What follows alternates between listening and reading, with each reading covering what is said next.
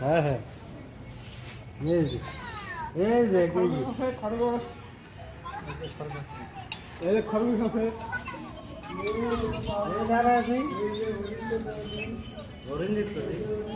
বাচ্চা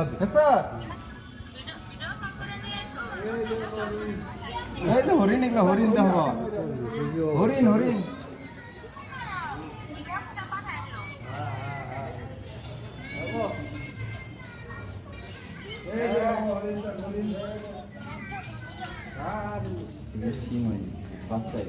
দেখছো হরিণ